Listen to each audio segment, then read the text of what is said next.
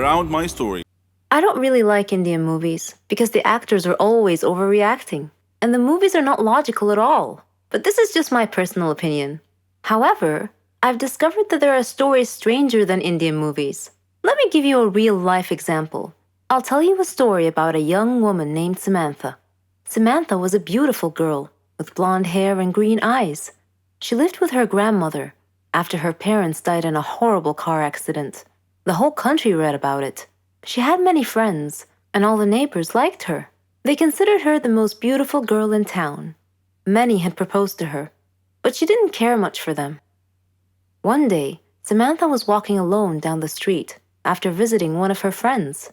Suddenly, she had an eerie feeling that someone was following her. She began running and crying for help. Her follower began running and stopped her. He was an ugly man, pointing a knife in her direction. He asked her to hand over her purse. She threw it at him and made a run for it. The man said wait and made to stop her, but another man appeared out of nowhere and punched the thief, who fell unconscious. The brave and good Samaritan picked up Samantha's purse and handed it to her. He was very handsome, with green eyes, soft hair, and an amazing smile. He escorted her back home, and she felt that he was her knight in shining armor. She went inside and hugged her grandmother tight, who was a little surprised but smiled. Samantha was so happy that she gently pulled her grandmother to her feet, and they whirled around and danced playfully. The very next day, she was surprised when she answered the doorbell. Steve, the tall, handsome man, was standing there, holding flowers. He proposed to her, and she said yes. Thus began their love story. Then one day, Samantha was standing in the kitchen preparing dinner. Steve and her grandmother were out, but they were supposed to be back soon. Samantha had everything ready, and she set the table. The house door opened, and Steve walked in. Samantha went to greet him, but she felt dizzy and fainted. Steve quickly took her to the hospital. The doctor congratulated Steve, saying that he was going to be a father. Steve was ecstatic, but Samantha was not. Instead, she was shocked and nervous. She said that she was too young to have kids, that she wasn't ready to be a mother. Steve was taken aback and said, "But why? Don't you want him?" Things were different from that point on. Samantha tried to get an abortion several times, but Steve was always stopping her. She couldn't accept it. She blamed Steve, but Steve couldn't understand her. In her 7th month of pregnancy, Samantha was with her grandmother at the supermarket when she saw a small boy run onto the road. Fearing he might get run over by a car, Samantha quickly pulled the boy off the road to safety.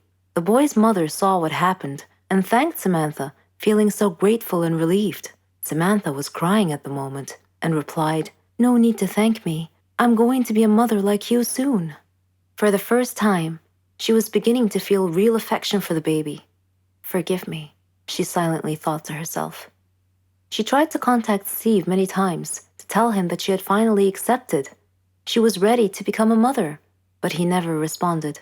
Finally, the day had come. Samantha went to the hospital to give birth. After the surgery, she was very tired. Nevertheless, when she woke up, she immediately asked for the baby. Her grandmother handed her the child. It was a daughter, and she was so beautiful. The nurse tried to take the baby out of her arms, but Samantha refused, wanting to hold her for as long as she could. The next day, Samantha heard a big commotion, and she had a feeling of dread that something bad had just happened. It was confirmed when she saw her grandmother's face. She asked what had happened, and her grandmother told her that a child was missing and had apparently been kidnapped. Samantha's pale face slowly pleaded, "Please don't tell me that it was my daughter." When her grandmother nodded, Samantha broke down and began crying and wailing in pain. The nurses tried to calm her down, and when she did, her grandmother came over to her and handed her a note. It had been found in her missing daughter's hospital crib. It was in Steve's handwriting. It simply said, "If you don't want her, I do." Then Samantha fainted. For many years, she tried finding her baby, but couldn't. Steve and her daughter had vanished into thin air. She felt as if time had stopped for her, but Steve didn't feel that way. He raised their daughter into a beautiful young woman. He named her Margot.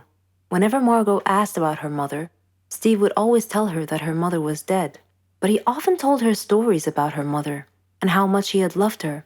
Margot's intuition, however, told her that her father wasn't being completely honest with her. and that he was hiding some big dark secret. One day, Steve fell ill unexpectedly. He called Margot to him and told her that he was very sick and felt that he was going to die soon. He said that he wanted to reveal a secret that he had long kept from her, that her mother was actually alive, and that her name was Samantha. He told her that he had kidnapped her from the hospital at birth because her mother did not want a child. He regretted it and asked Margot to forgive him.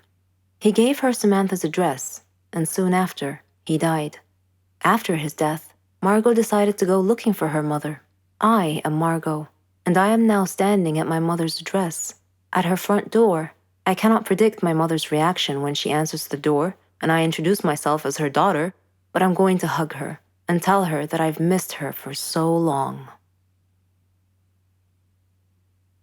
He was a dream, the future, or so I thought. But my love was cursed right from the start. Sounds a bit confusing, right? Let me explain. But first, I should probably introduce myself. I'm Carolyn. I was a dreamer. I dreamed of a good, warm, stable, successful life. I wanted a good job.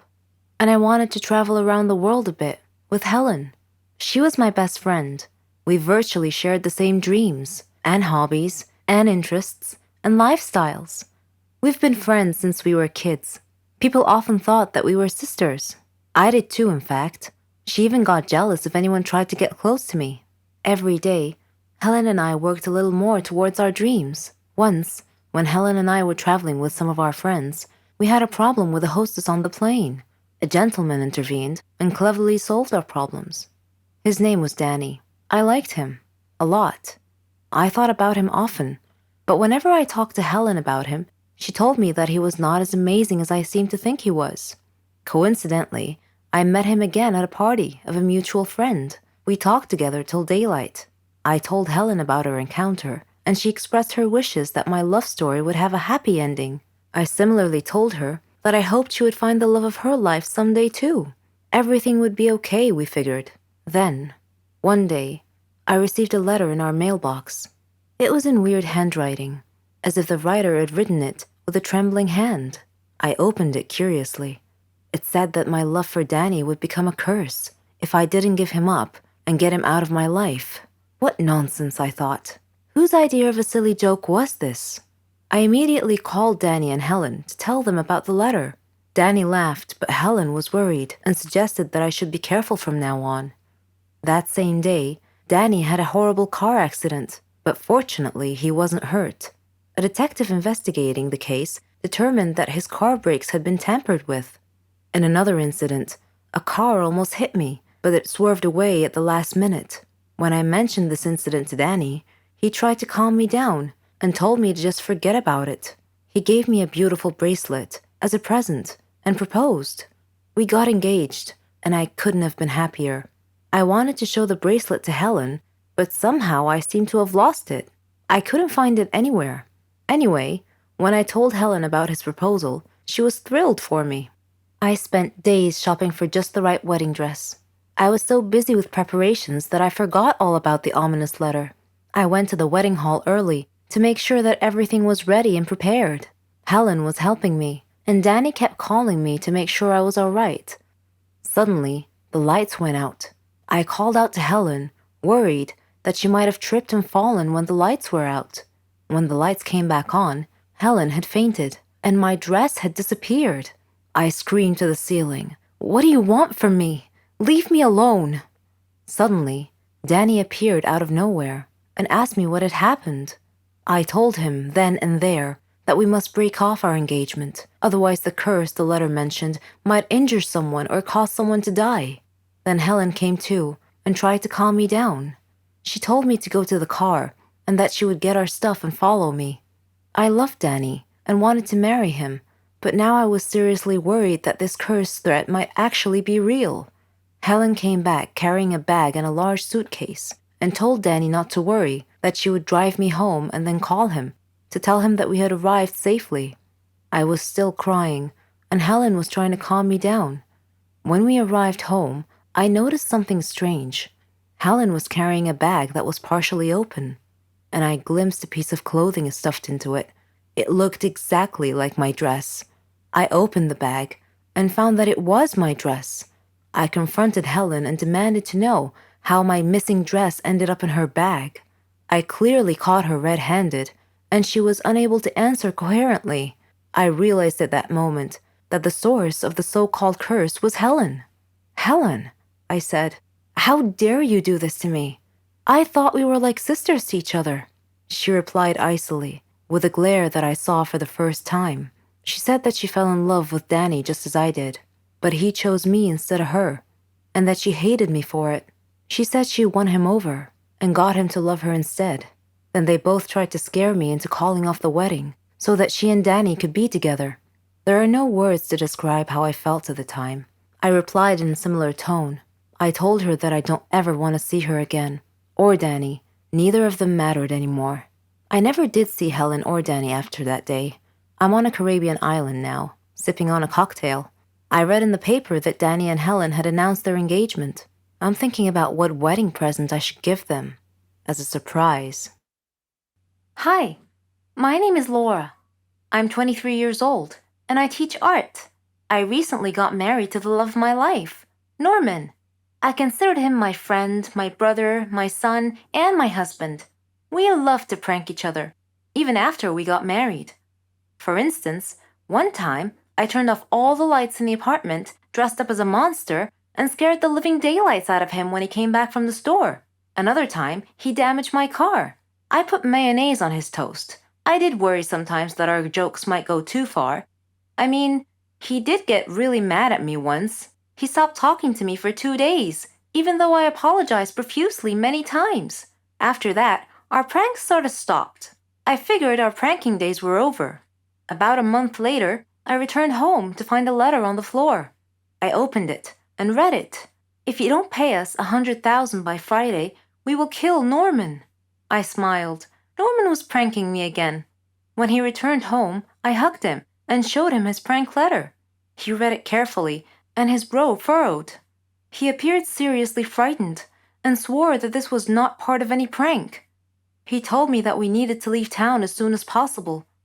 I asked him why, and he told me that before he married me, he had stolen a gold statue from a motorcycle gang. I asked him why he couldn't just return it with an apology, and he told me that the statue was worth a lot of money and could make us really wealthy. That night, an armed masked burglar broke into our apartment and confronted us with a gun. He said to Norman, "Hello, Norman, long time no see. You need to choose between the statue or your wife. Choose now." Norman was hesitant. Then he steadfastly said, "I can't give up the statue. Take my wife." The masked man turned towards me. He pointed the gun at me in a threatening manner. I was frantic. I was staring at Norman in shock. Suddenly, the masked man ripped off his mask. It was Keanu, Norman's brother.